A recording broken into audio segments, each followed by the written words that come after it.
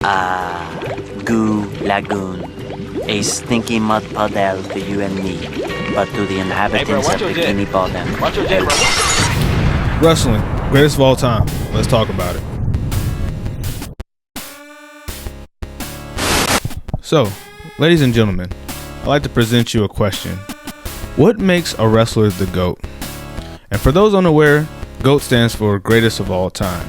When asking this question in regard to professional wrestling, I find it to be less of a clear-cut answer when compared to other competitive sports. When the GOAT conversation comes up in competitive professional sports, you typically see the same few names float around. When discussing football, you usually hear names like Tom Brady or Joe Montana, or if you want to go the modern route, you might want to throw Mahomes in there if you're feeling a little played in froggy. In basketball, you usually hear MJ or LeBron. In soccer, it's usually Messi, Ronaldo, or Pele. In my experience with professional wrestling, I feel like when you ask this question, you're prone to hear a variety of answers. And I find that the reason for this is that in professional wrestling, there's more room for subjectivity than in competitive sports such as football, soccer, basketball, hockey, or whatever. In competitive sports, it's clear what the goal is, and that is to win championships. Based on this goal, we're able to narrow down who is the best based on how many championships they have, and you can also include things like personal accolades such as MVPs, statistics, and other records that they may have broken. Of course, we try to include things like context too in sports, but a lot of sports fans like to throw it out the window a lot. With competitive sports and championships, you can see a trend with this reasoning. Tom Brady, 7 rings. MJ, 6 rings. Both of them were three-peats. Messi and Ronaldo, a decade-long stretch of dominance, just trading back and forth Ballon d'Or wins. However, in professional wrestling, I feel that number of championships isn't exactly the end-all be-all as it is in professional sports due to the predetermined nature of the art form. You talk too much.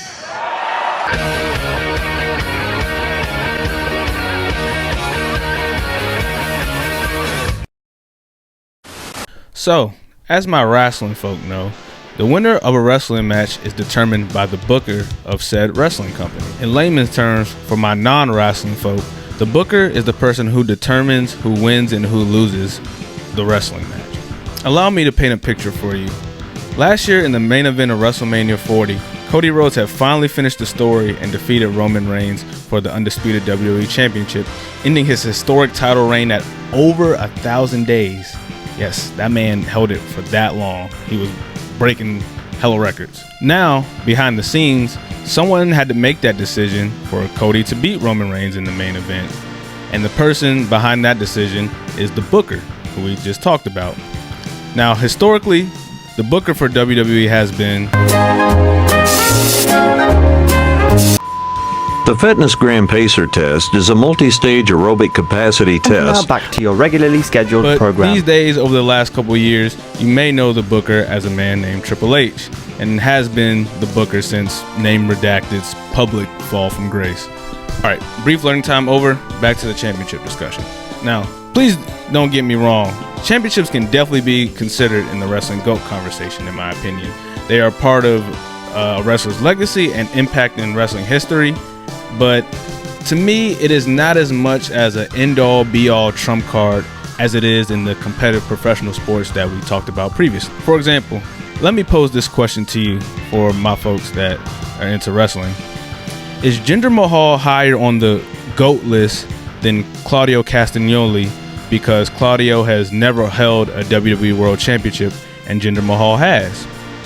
Now, in my opinion, I don't think so. But in your GOAT conversation, if you hold pretty high value in world titles, you might say, yeah, Jinder's ahead. And that is precisely which leaves the room for the subjectivity in this art form that I also spoke about previously. In wrestling, you can be excellent in ring and be excellent in every aspect of the sport, but say the booker wants to go a different route with a different wrestler or a different story or a different idea. You can be talented in a multiple wide array of things, but if the booker just doesn't have you in the plans in mind, you may never win a world title. and that's completely left out of your control.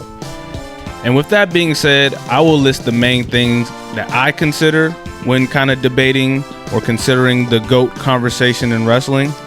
And at the end of the video, I will also state my overall opinion on who I believe is the wrestling GOAT. You gonna fight me? You gonna punch me in the face?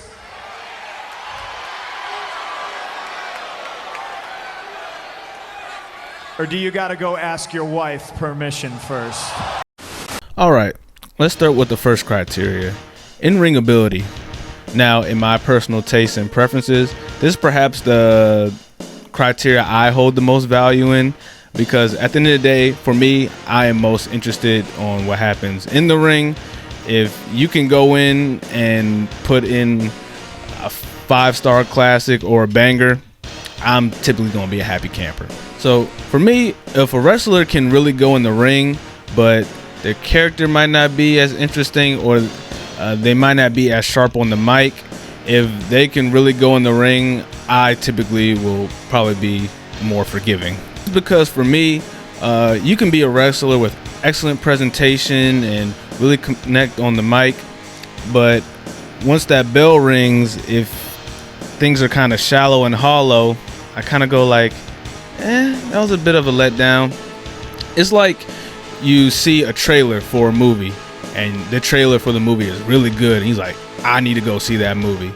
And then you finally go see that movie with the great trailer that brought you in, and you kind of like, that was okay, but you feel a little bit hollow afterward. Now, on the flip side, I can definitely see the other side of the argument where the trailer really matters. I know for some fans that it is the characters that gets you invested in the story. It is what they say and how they express themselves on the microphone that gets you invested. The emotional weight that really gets you invested in the match. And that is a lot more enticing than two dudes that are just good at wrestling. We're just having a match, but there's no story in it. There's nothing wrong with those type of matches, and we can do those for funsies, but if that's all it is, then there's no story, then why are we watching? And you got an 8 1/3 chance of winning at sacrifice. But then you take my 75% chance of winning. If we used to go one-on-one and then add 66 2/3%, I got 141 2/3 chance of winning. And now that leads me to the second criteria I like to consider, and that is the promo. For my non-wrestling folk, promo is this right here. How good are you on the microphone? How good are you at talking to other wrestlers? How good are you at connecting with the fans with the words that you say? When a wrestler is captivating, entertaining, or comedic on the mic, it can really draw you into the character or storyline that they're currently in. And however, how we just mentioned, just like having a good in-ring competitor without the mic skills can have you feeling hollow, the opposite can ring true too. A wrestler with really good mic skills but not good in the ring can also have you feeling hollow. Again, that trailer was really good. You get in the ring and it's not so good, and it might have you feeling the type of way afterward. This, ladies and gentlemen, is what I would consider a precise example of the phrase being able to talk the talk and not walk the walk. However, with that being said, I think we can establish that there's entertainment to be found in having a good match in ring and having the ability on the mic to get the people around you invested. And after we take Lex Luger and the Giant, we want the gold sucker. Hulk Hogan, we coming for you. Now, the third criteria, another way to get people invested besides this microphone right here, is the character you have. Are you an entertaining character? Are you a fun character? Does your character some way get people invested in who you are and what you are doing? If a wrestler can somehow make parts of their persona interactive with the fans, it can go a long way in their matches, even if their moveset isn't super interactive or technical or makes you go wow. If they interact with you in the match, you can still be enthralled by it. Current wrestlers that come to mind in this regard are Joe Hendry with his theme song. Say his name and he appears. You had people not even interested in wrestling or from the wrestling space singing his music. I believe. Hey, you want to hear my new thing I found out? It's just in my head. Can I say it? You ready? Yeah. Say his name and he appears. I believe in Joe Hendry. LA Knight with his or Jey Uso with the Elite, and the crowd getting into it. I remember when I did my review for Backlash and the whole crowd was into it. It looked like a concert with the lights going up and down, getting people invested like that with your character. And the thing that we briefly touched on before are accolades. And I walk up to him and I'm just like, Jack, why do you insist on doing this dumb internet shit like on TV? And as I mentioned before, I personally don't think championships are the end all be all, but they do count for something. How many titles you've won, how many WrestleManias you main evented, how long have your title reigns been, how enjoyable were those title reigns for the fans, how many Royal Rumbles have you won, are you a Grand Slam champion, King of the Ring? I can go on and on. As I mentioned before, you can have all the talent in the world and not be put in the place for a championship by the booker with no fault of your own. But ultimately, two things can be true at the same time. While you may not be chosen by the booker, there is an accomplishment of holding the greatest prizes in your field and being trusted by the people in charge who decides the outcomes of these matches to be front and center of the company's product and hold their flagship titles. And if you've done this on a consistent basis, that is something to consider. That is something worth having in your impact as a GOAT. Okay, that's okay, because making a happy home isn't like flipping on a light switch. The light switch. So, with all that being said, who is the GOAT of wrestling? Oh, Canada, how I hate this place.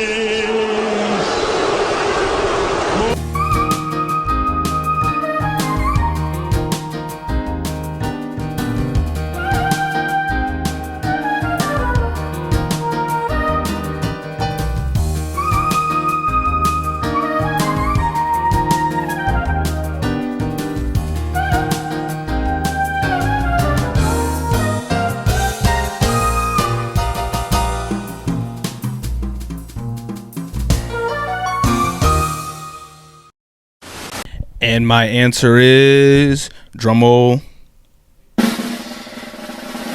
it's all subjective. Oh, brother, this guy stinks! I know. I took you through this whole ride and I talked about subjectivity and I ended it with subjectivity. I know, hear me out. I know it's the lame fence riding cop-out answer to the topic, but when it comes to wrestling, I do believe it is one of the more subjective things that we can talk about when it comes to things that we compare. To me, 3 of the 4 criteria that I stated are ultimately all personal preference once you reach the highest point and echelon of ability and elite talent.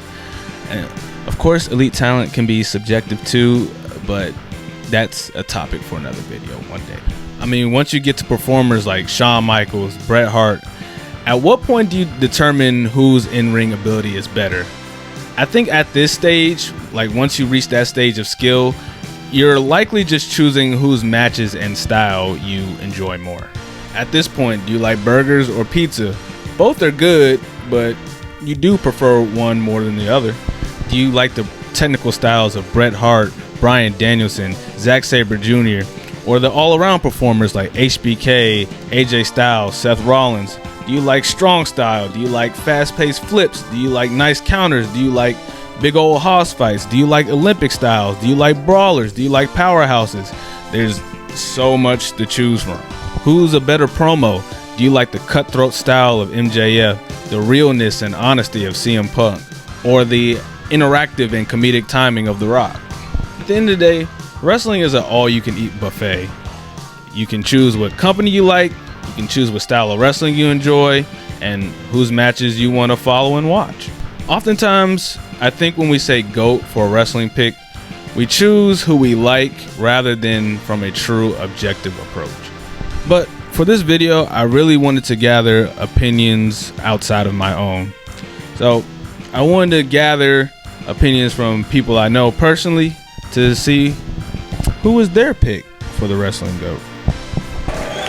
Looks like we've had enough talk. It's time for the main event. But yeah, to reiterate, I really wanted to get a lot of opinions to see if I would get different answers for the wrestling GOAT, and also capture the topic of subjectivity in this video that I was talking about.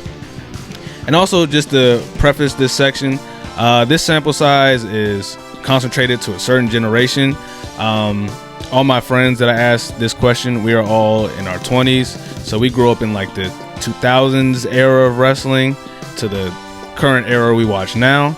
So you're likely not going to hear like answers like beyond our generation, such as like Bruno Sammartino or Macho Man Randy Savage, like those type of answers. Those people are great and legends and impactful to the wrestling world in their own right. But just to preface this with the sample size we working with, you know what I mean? So for this topic of the GOAT, I asked my friends 3 main questions. I asked them who is their personal GOAT / favorite wrestler and why. Is it because of their cool character? Were they a good wrestler to you? Did they have a nice promo style you gravitated towards? My second question, if you were trying to be objective, who is the actual GOAT and why? Did they have a cool, iconic character, good wrestler, good promo, championships and accolades? And lastly, when deciding who is the objective GOAT, which criteria do you hold most important to you? Is it the entertaining character? Is it the in-ring ability? Is it the promo? Or is it some type of other reason that I did not mention that you considered? Now, ladies and gentlemen, let's get to the testimonies. Also, I'm gonna preface this with this. Not all these have long, in-depth explanations. You know, I just got what I could. You know, people got lives, people are busy, you know what I'm saying? So I got what answers I could, and I appreciated them for giving me their time. All right, let's get to the testimonies now. All right, one of my homies, he said the GOAT is Cena / HBK. All right, so we got to vote for Cena and we got to vote for HBK. But he said his favorite, his personal GOAT, is Triple H, the current booker. Okay. Another one of my homies, he said his GOATs or favorites to watch are probably Undertaker, Jeff Hardy, John Morrison. In terms of explaining who the actual GOAT is, he said John Cena. Maybe because obviously the millions of childhoods he's influenced. So yeah, that's a good choice. Actually, if I could cut in right now about a personal story about myself. When I was a kid, like, you know, 3rd grade, 4th grade time, my favorite wrestler was Jeff Hardy. Creatures of the night! This was like the 08 era, you know, when he won the triple threat and, you know, he was chasing the title and he finally got it. And when he lost to CM Punk and he had to leave the company, 4th grade me was so mad. I was so hurt. I literally quit watching wrestling. And I was into wrestling like hard even as a kid. And I quit. I went for a wrestling exodus until like high school. Like 9th or 10th grade I got back into it. Because I randomly watched like old Elimination Chamber match. And I was like, ooh, I kind of miss wrestling. But yeah, I was so hurt that I quit watching wrestling. But yes, my friend further elaborated on like Cena's influence and Cena's pull on even the culture. He said you have grown ass men talking about I took a picture of John Cena today, and it's just someone taking a picture and, you know, no one's next to him. Like, I've had John Cena in this video with me the whole time. So, you know, even his influence extends beyond the ring. People that don't even watch wrestling like that, you're likely to know who John Cena is even before he started acting. One of my homies, who I got an in-depth response from, he said that Undertaker is his personal GOAT. He made the most distinct impression upon me as a kid. I remember being so scared for the first time I saw his entrance and his longevity as well. For his objective GOAT, he said John Cena. It's a reason that he was the face of the promotion for so long, the most culturally important one. He defined WWE for our childhood. Pretty much everyone knows him, even if they don't know wrestling, like I mentioned before. In terms of which criteria is most important for him, he chose in-ring ability.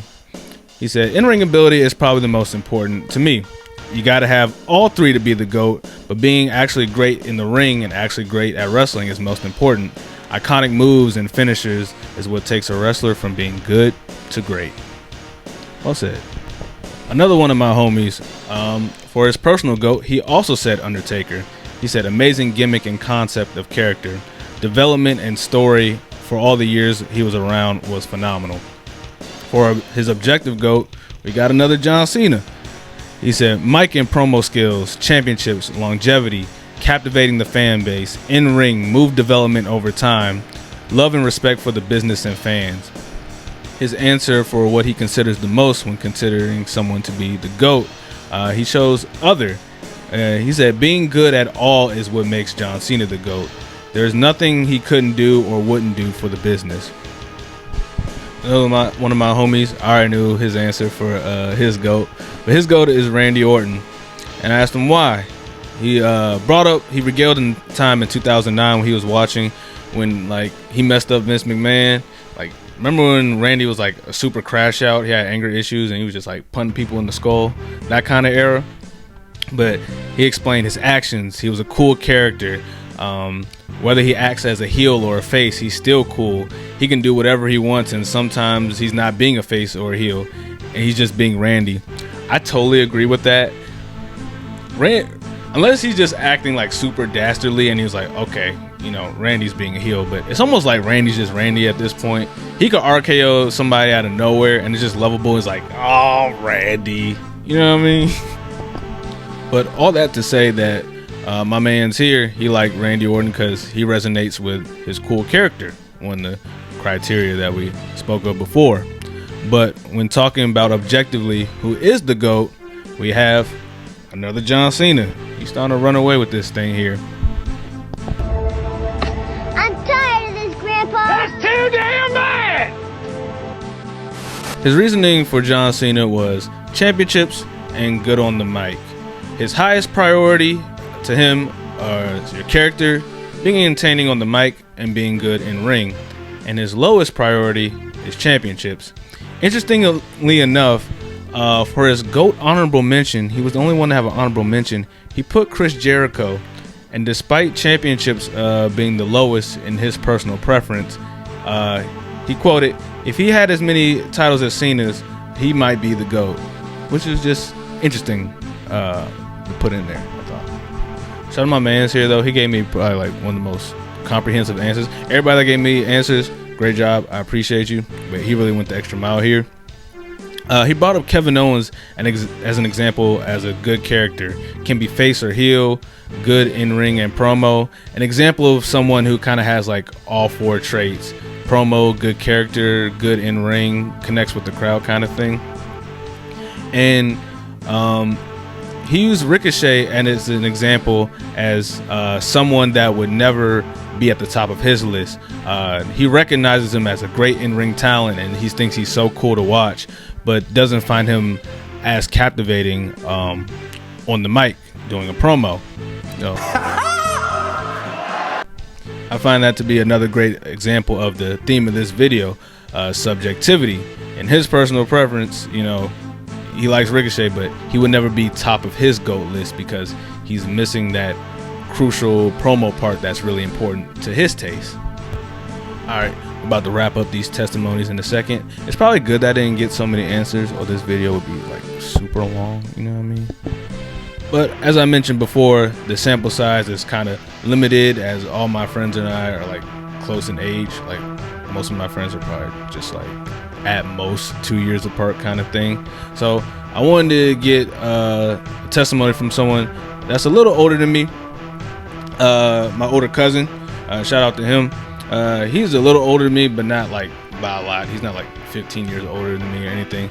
But by him being like over 5 years older than me, I wanted to see if he had a different perspective, like old enough Like, we're close enough in age to where we experienced the same wrestlers and watched the same wrestlers growing up, but he was in an age a little bit before me that he might appreciate wrestlers that I might not appreciate as much.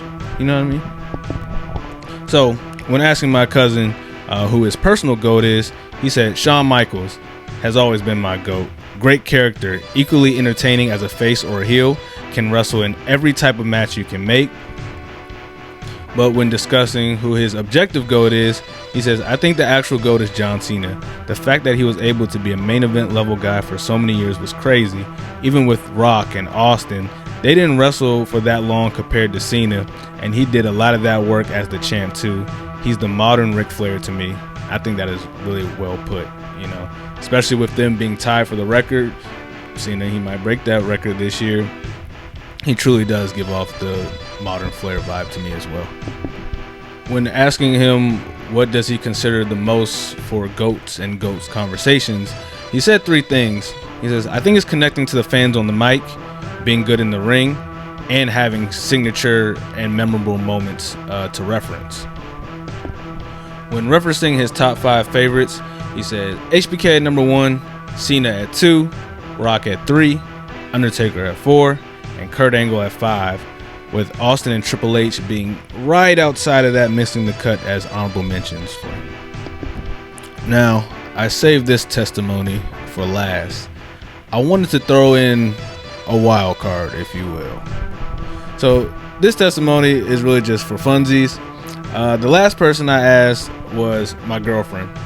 I found hers particularly interesting because I wanted to see what she would say, because like my friends and I, she wasn't like watching wrestling like growing up like we were. She knew who like some people were, but she didn't watch it for real like that growing up. However, after we started dating, she saw how into wrestling I was, and then I got her into wrestling, which I think is pretty cool. That's just fun, you know, getting your partner into something. That's just so fun, and vice versa. You know, you learn something new. But you know, simp time over. I digress. Back to the wrestling stuff. So I asked her, based on her, someone who has just been watching wrestling like that for about 2 to 3 years, for as long as she's known me, who are your GOATs? Who are your favorite wrestlers? She gave me a couple. She said Cody Rhodes, Roman Reigns, Seth Rollins, Joe Hendry, and Zelina Vega. Those are her 5. Those are the people that she really likes the most. So, when asking her who is the GOAT though, who is the actual wrestling GOAT, as someone that has only been tuned into wrestling for maybe about 2.5 years, you know, you don't know all that much about the past. Who do you think is the GOAT, based on what you've just been watching? Now, first she said John Cena, and she said, just based on what I know and based on what I've heard, I feel like it's John Cena.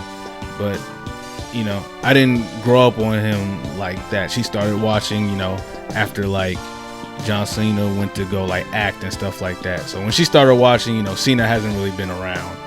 You know what I mean? The only time she's really seen a lot of Cena is when he makes like sporadic appearances, and when he wrestled Theory in that one WrestleMania, and that one time he wrestled Solo, and Solo kind of just like whooped on him. But I was like, no, forget about the peer pressure. This is just for fun.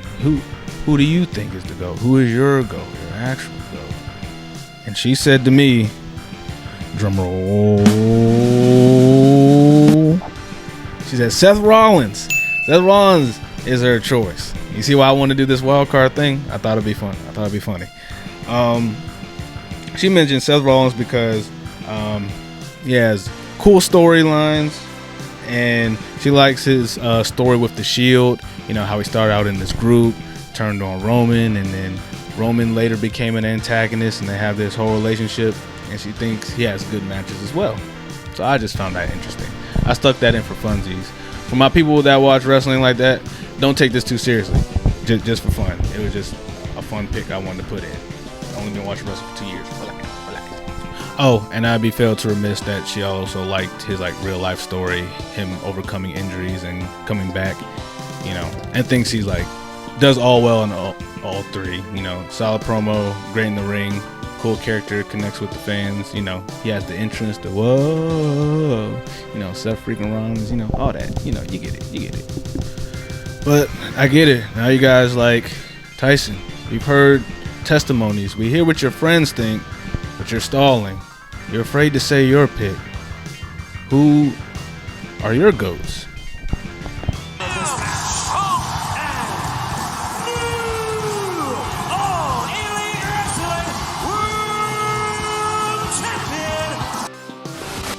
Well, to start, my personal GOAT, my favorite wrestler of all time is AJ Styles. Like the reasons my friends mentioned before for their personal GOATs and why they like the people they do, I believe AJ Styles succeeds in multiple categories. I believe he's an amazing in-ring performer. He can be a face or a heel and still get a reaction.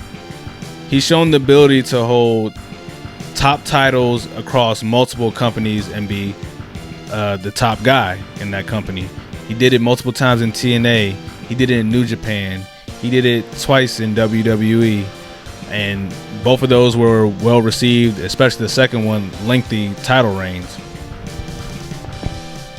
So with that being said, my top 5 favorite wrestlers, my GOATs. Number 1 is AJ Styles.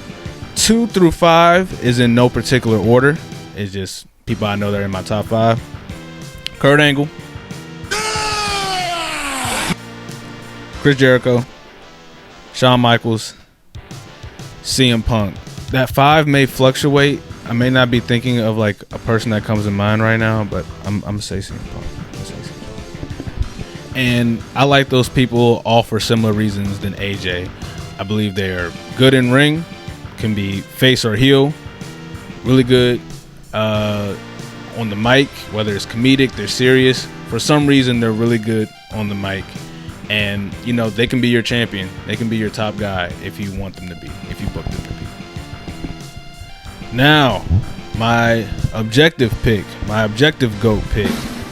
The last drum roll of the video. Will this one be anticlimactic as well? My GOAT pick is... yeah, John Cena. Sorry if this was anticlimactic too. Sorry. You know. I will acknowledge there's a certain bias to this. I grew up on John Cena, but everything has a bias, folks. It's just the way it is. But all my friends pretty much say that I consider John Cena my objective GOAT just for the same reasons they did. Longevity, crowd connection, great matches, especially that one with my boy AJ at the Rumble. Remember that? Boy, that was a banger. Again, good talker. He's done it all, you name it. Titles, Royal Rumble, great moments, memorable storylines. So, you know, he's my pick as well. But I will close with this. Again, it's all subjective. If your GOAT pick was different from ours, no shame. More power to you. At the end of the day, it's about enjoying the product, and we can all have fun watching together while sharing our different tastes and putting each other on to different things. You know what I mean? As my boy Brian Zane says. And remember, like what you like, don't be a dick. So with that being said, please let me know who is your personal GOAT and why. Who is your objective GOAT and why? I love wrestling, and I would love to hear your takes if you have any. But definitely, we can all express what we like without hating on each other. So again, please let me know which wrestling companies you like, which wrestlers you like, which style of wrestling you like. What criteria do you hold most dear when considering the GOAT? Is it one specific thing? Is it all three? But yeah, I appreciate you. Thank you for listening, and see you next time, and have a good one.